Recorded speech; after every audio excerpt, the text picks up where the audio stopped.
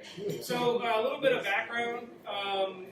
We started Sonatype in 2007. Prior to that, we were the main contributors, co-founders of the Apache Maven project. Anybody know Maven here? Okay. So that's where we started, right? We started, Sonatype has always run the Maven Central Repository. We still do that today at quite significant cost, but it's one of these things we do to the community, for the community, not to the community. And that gives us a unique perspective on what's been going on in terms of open source consumption over the last about 12 years. So this is some of the history. What's really interesting, this is the download statistics for Maven Central, and you know, people talk about Java's dead. I'm not seeing it. You know, we're still looking at this hockey stick curve of consumption from the Maven Central repository. You know, this was a quaint, you know, 500,000 downloads in 2008, and the repo was so small it could fit on like a thumb drive. Now we're at like 15 to 20 terabytes. It's a shocking amount that gets added every single day of new releases. And so what this really demonstrates is the growth and adoption of more and more companies modernizing their system and continuing to use more and more open source components, right? And so what we really have going on is a supply chain. We have a software supply chain, right? And supply chains have their own challenges.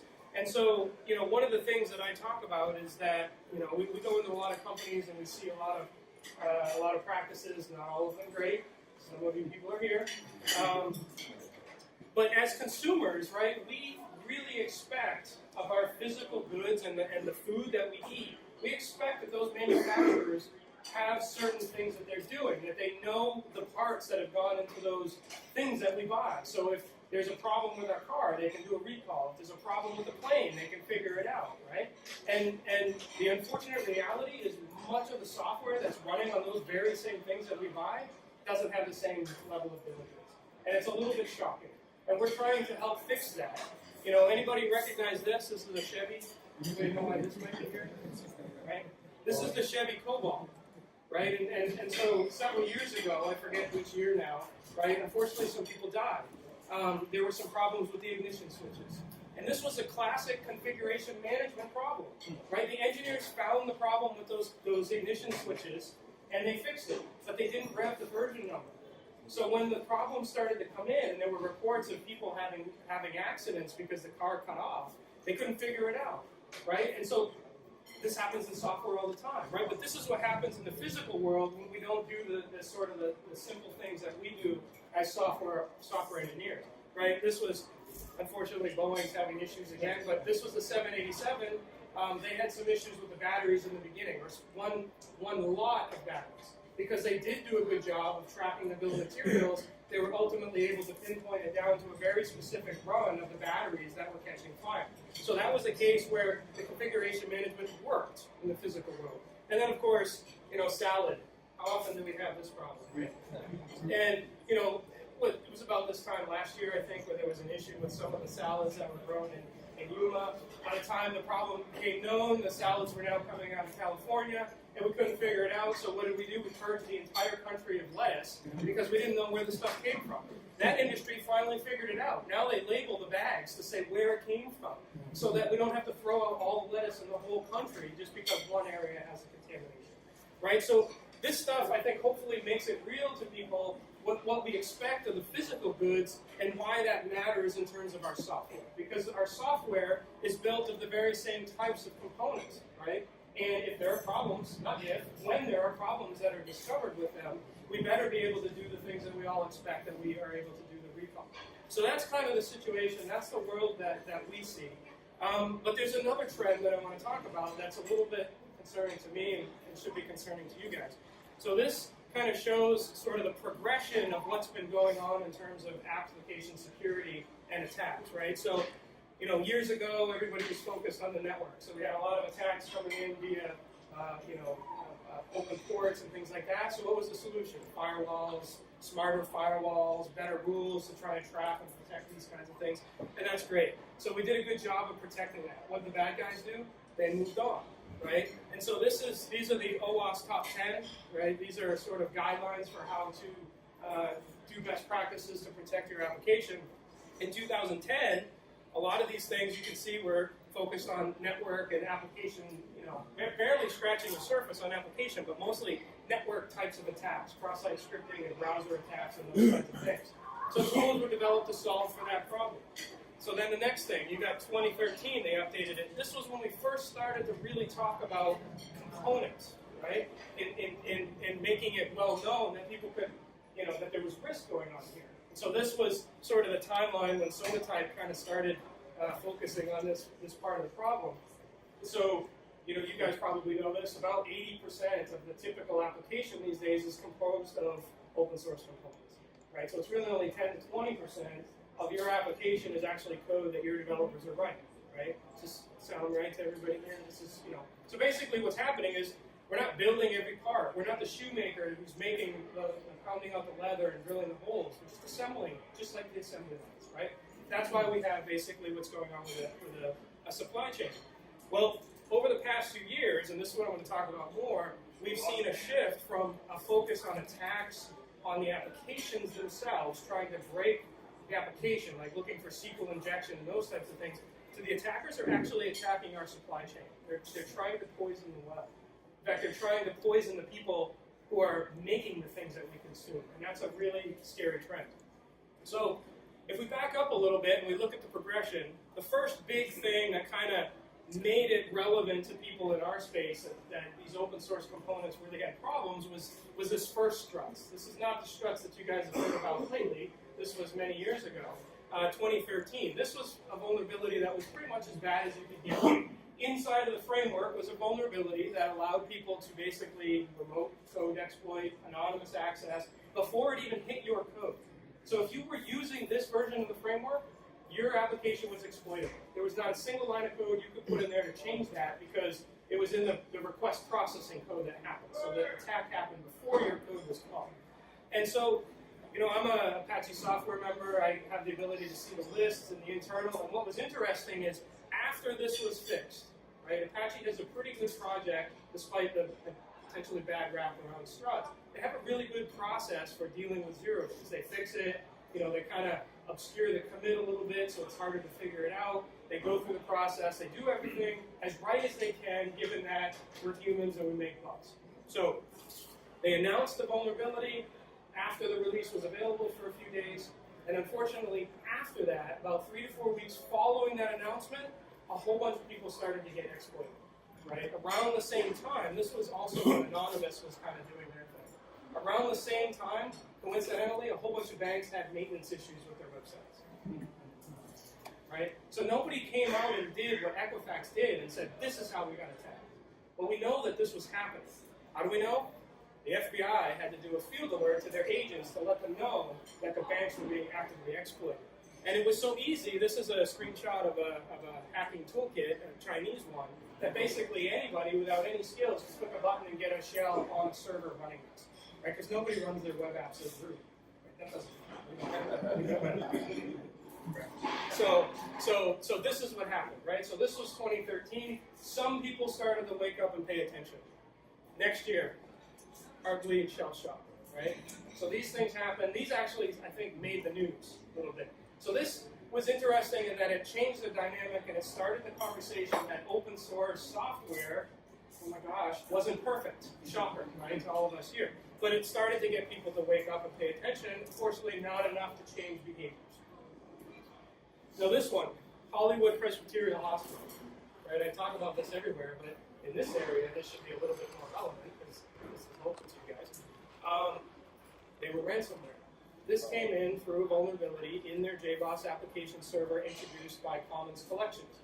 Commons Collections is a Java library for dealing with hash sets and linked lists and all that kind of stuff. In other words, everybody uses it. And so it's one of these things that was knowable to be on pretty much everybody's class path. If you had a Java application, it's almost guaranteed it was either in your application or in your application server, most likely both, right? And so from an attacker perspective, that's a sweet spot. That's a common mode failure that we all share. And so what ended up happening here, the attackers were able to use that to upload the ransomware, and they shut down the hospital for something like a week, right? So in a lot of these cases, we talk about the fact that we don't act until people die. Well, I can tell you mathematically, this killed people, right? There weren't names in the thing, there weren't pictures, there weren't obituaries that said that people died. But there are studies from the New York and the Boston marathons that say if you have a heart attack in that city on those days, your 90-day mortality is significantly worse, simply because the ambulances have to be rerouted around the traffic. Now think about what happens when you take a hospital in the outskirts of LA and you shut it down for a week, right? The people that were supposed to have lab results tested back, that were supposed to have surgeries that were in ambulances being rerouted, all of that stuff. So it is mathematically, statistically provable that this killed people. So this is a real situation that we're dealing with here. Of course, we have to talk about Equifax. But I'm not going to dwell on it. What I want to point out here is that the release was announced, just like the previous one. Remember I said it was about 3 or 4 weeks? Release was announced March 7th. March 9th, they were already being closed. 2 days, right? So in just a very short course of time, we came from several weeks to 2 days turnaround time between when a vulnerability was announced and when people were starting to exploit it. In other words, the bad guys figured out this is a great way to figure out how to get it solved, right? But yet our practices haven't really caught up to it. So why is this happening? So I saw some of these statistics at a talk about a year ago in Atlanta. It kind of blew my mind, even though I feel like I'm pretty informed and close to this. In 2016, worldwide cybercrime industry was worth $450 billion as an industry. At the very same time, this was a smaller industry. Worldwide global drug trade. So think about that for a minute. Think about the news. Think about how much time as a society we spend talking about the war on drugs and the narcotics and the opioid crisis, right? I think this is pretty shocking. We don't talk about this, but this was 2 years ago. This is what happened. It was already a bigger industry. And guess what? It's a much better growth industry because the drug trade is a flat industry. Why? Because it's really easy to get caught selling drugs. It's much harder to get caught stealing digital goods. So this is what we're dealing with. We're here. These statistics haven't been published yet. But they're planning on this being about $6 trillion in just a couple of years. So that nets out to about $800 for every person on the whole planet. That's a pretty good industry to be in, if you ask me. So the other dynamic that's happened is in the same time we've introduced cryptocurrency. And from my perspective, cybercrime is best new friend. So at the very same conference where I saw those statistics, there was a vulnerability that came out that I'm going to talk about in a little bit.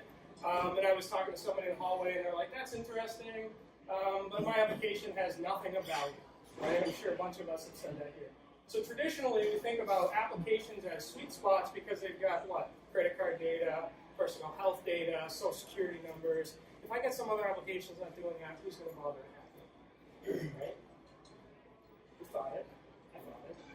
Well, the problem is when you've got cryptocurrency, the cycles and the free CPU time that's sitting there is directly monetizable. So your server has CPU cycles, your visitor browsers, if you can attack those things, those can be mining coin, and your build infrastructure has CPU cycles that can be turned into mining coin.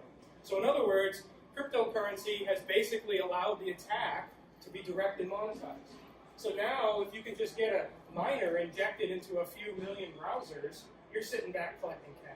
You don't have to steal social security numbers and figure out how you actually use those to buy groceries, right? So it's literally the same thing as somebody robbing a bank versus robbing Best Buy and walking out of there with a whole bunch of TVs. Great, now I have to go sell the TVs, that's when I'm going to get caught. So cryptocurrency has really changed the dynamic on this, which I think is part of that explosive growth in the cyber. Right? So it basically means all of our infrastructure, all of our applications are potentially targets going on here. And so this was one of my favorite.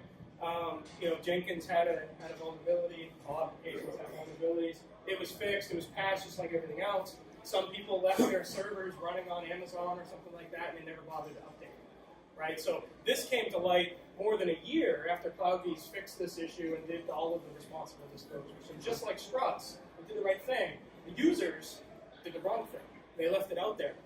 These guys got away with millions of dollars. So in the scheme of things like Equifax, that sounds pretty small. I'd be pretty happy with that in my bank account. right? And so really what this means is all these people that were running this infrastructure, they just donated that money to the bad guys in AWS points, is what happened, right? So this is a very real thing that's happening. And so it increases the motivation, it increases the scope of what people are doing to try and attack. So this is an interesting one where we've seen people starting to poke around at social engineering ways to introduce vulnerabilities into it. So this was back in 2015. This is the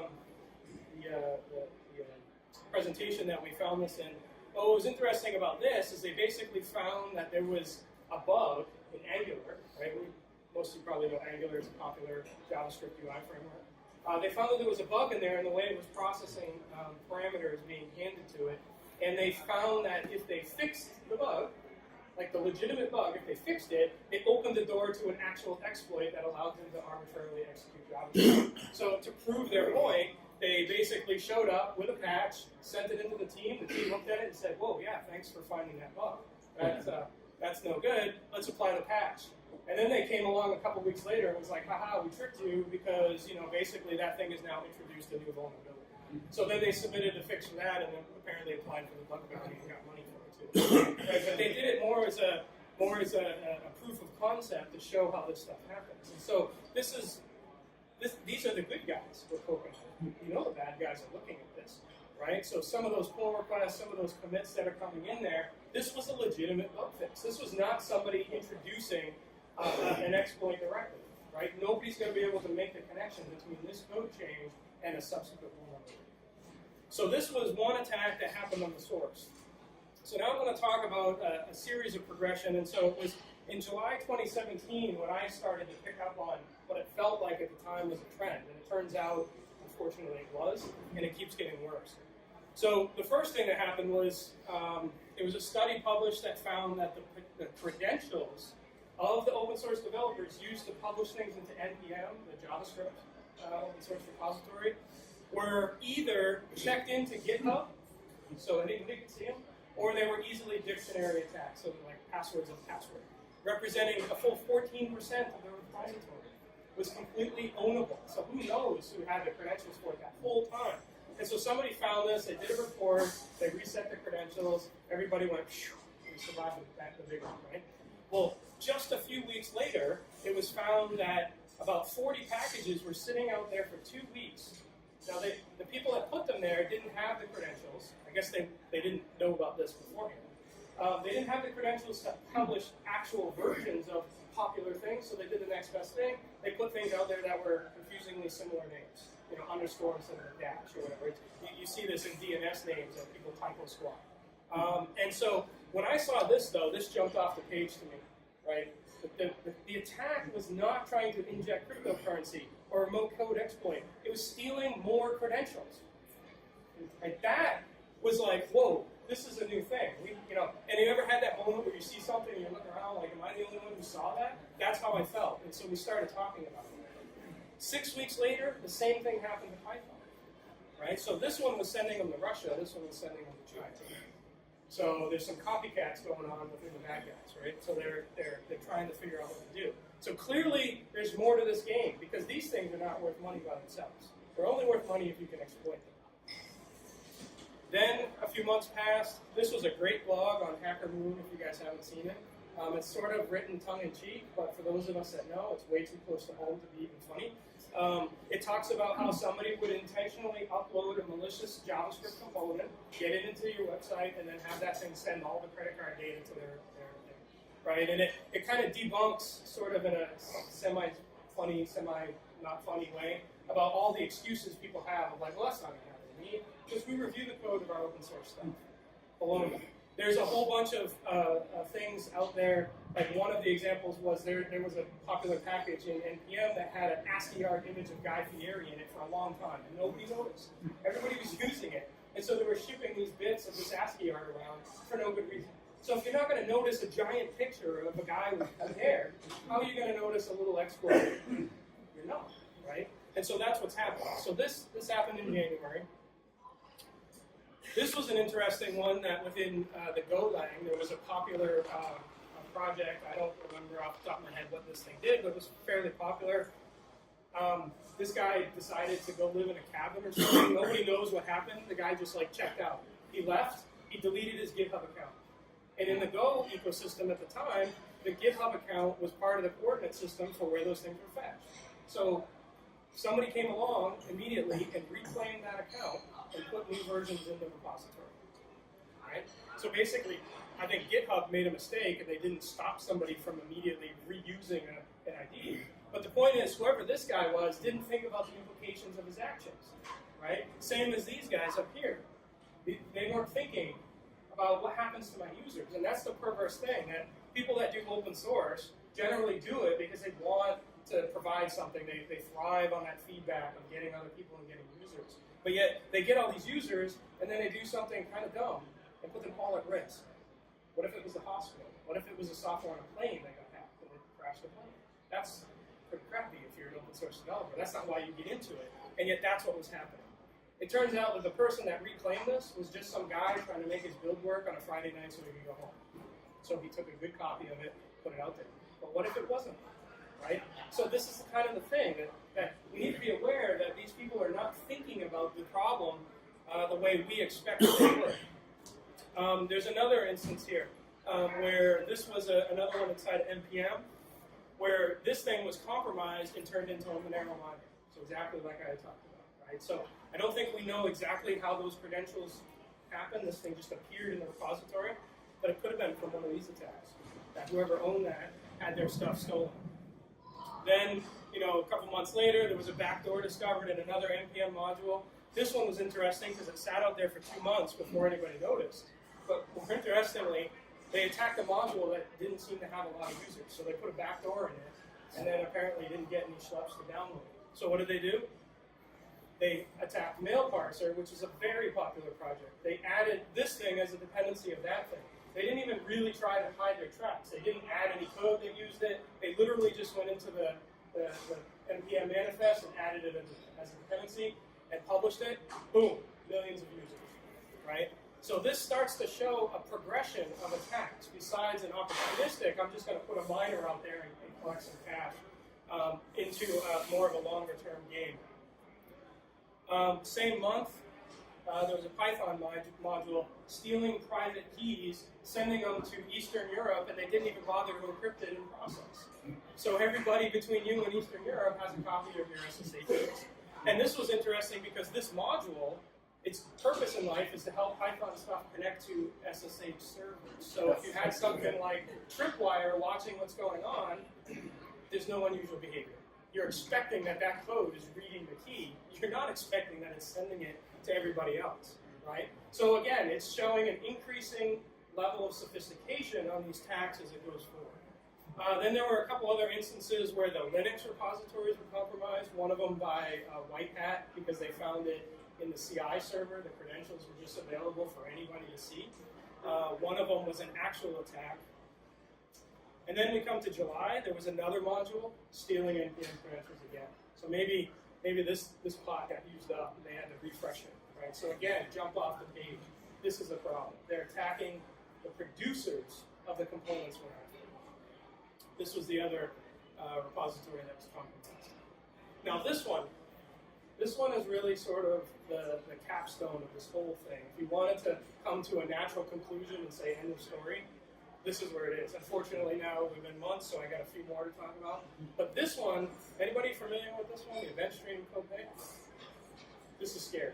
So basically what happened was, sometime back in the summer, a new contributor showed up and started publishing actual useful features and enhancements and bug fixes to this very popular event stream project.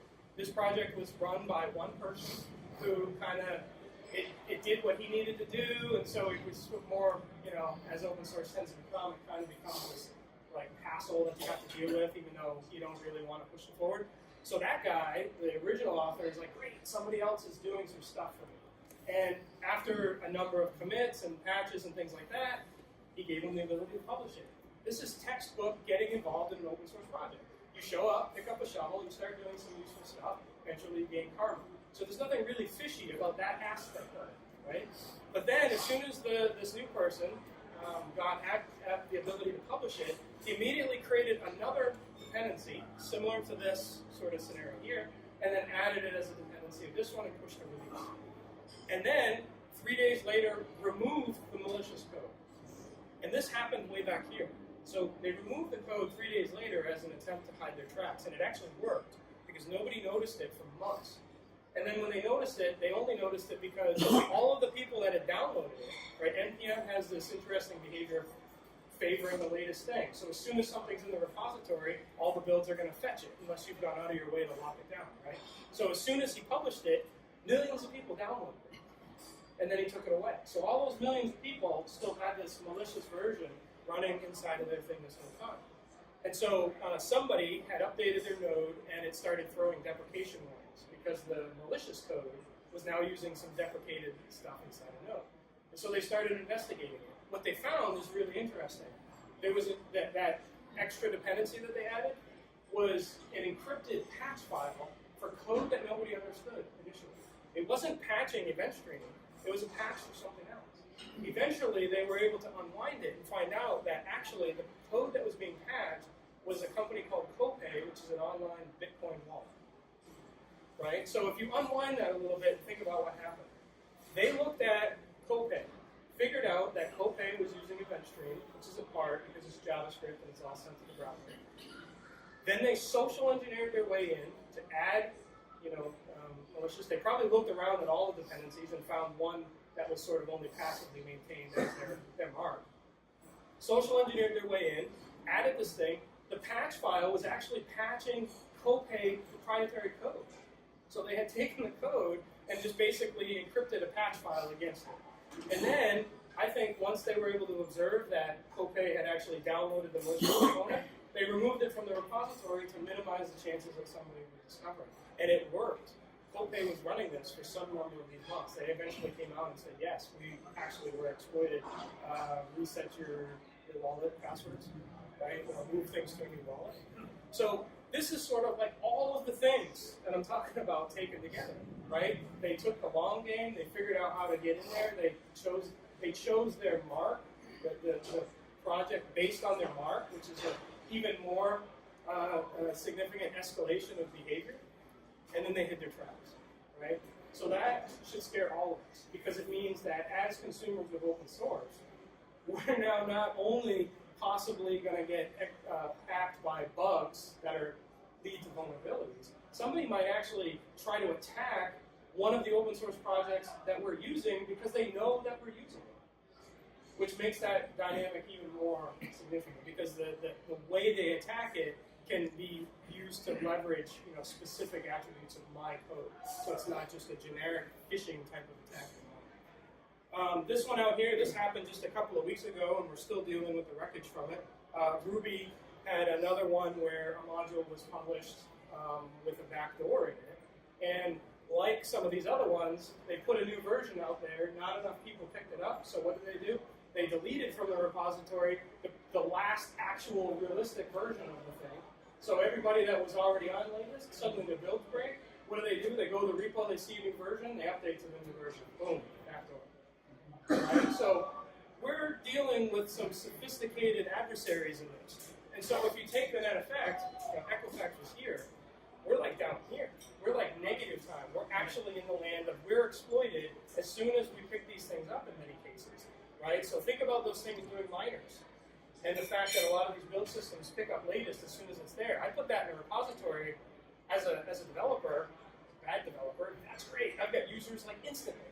And they're all running my miner or something on their build server, their development machines, they're shipping it to their customers, right? So that's what we're dealing with here. And so if you take all this together, we've still got an increasing adoption curve of open source usage. We've got sophisticated funded crime syndicates in a growth industry that's only getting worse. Crypto monetization is making it directly possible to turn this into cash. This is just the tip of the iceberg, right? So the reason why we're talking about this is twofold. It sort of depends on the audience. The first aspect of what I want everybody here to know is to be aware that the open source of today is not the same thing that I think everybody has in mind. these people that are publishing these things in NPM and Python and all that kind of stuff, they tend to be more one-man bands, they tend to be less sophisticated, less senior programmers. These are not the people that created BSD. These are not the people that created Apache HTTP, right? They're not graveyards. They're not looking at this from a sophisticated way of protecting their users. They're just people who want to put some stuff out there, do some good in the world, but aren't capable and thinking about the magnification of the problem. So that's the flip side. When I go to open source conferences and try to talk to those very same people and say, guys, look, you got to get your stuff together. You're trying to build an audience. That's awesome. Don't get them killed. Like, seriously, think about that, right? So that's what we're trying to do by raising the awareness of this. In terms of, what Sonatype is trying to do, obviously I've been talking about this for a while. For some period of time, people were asking me, what can we do about it? I didn't have great answers. Like I said before, in terms of the supply chain, we're not the first industry to have this problem. Just like the supply chain, we can look at other industries. And so for this one, we're also not the same industry to have this type of problem, but it's very new and it's very interesting. So I'm not going to tell you exactly what we're doing, but stay tuned, because this is an area that we are looking to help protect the customer.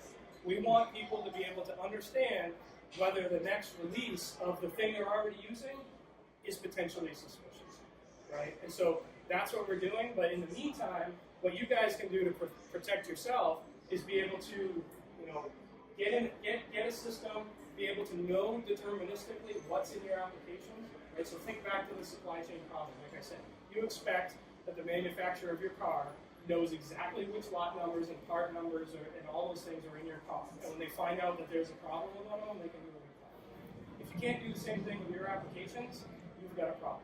Because when one of these vulnerabilities hits, you don't have much time to turn this around. I last year, maybe 2 years ago now, I was talking to a bank in London about the Commons Collections problem, right? This was the one at the hospital.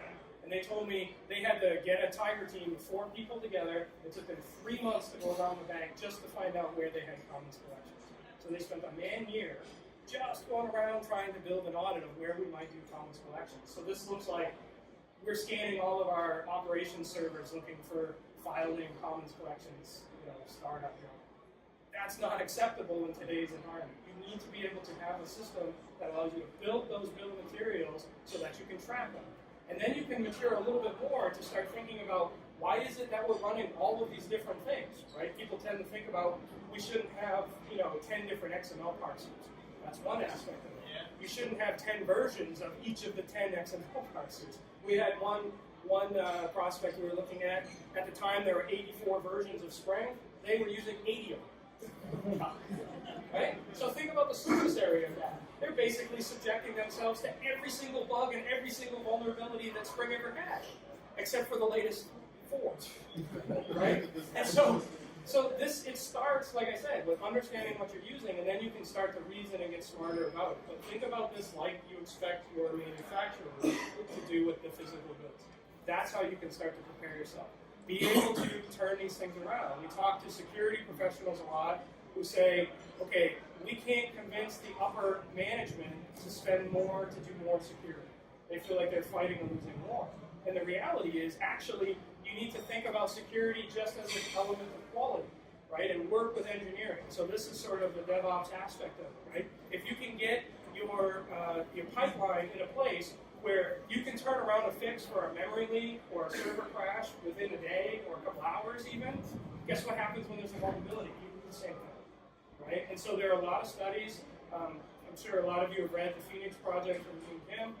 They have another book called Accelerate, where they did a lot of really interesting studies, and they found that companies that are able to turn this stuff around and focus on the meantime to remediate tend to be 30% more efficient in the development costs. So now imagine if the security guys able to team up with the developing guys and go to their bosses and say, I got an idea. We could be 30% more efficient and we can fix security problems. Like, who's going to say no to that, right? So a lot of this can be fixed by just reframing the problem in ways that we expect in these other industries. And so I'll leave you with that. And that's everything I have to say.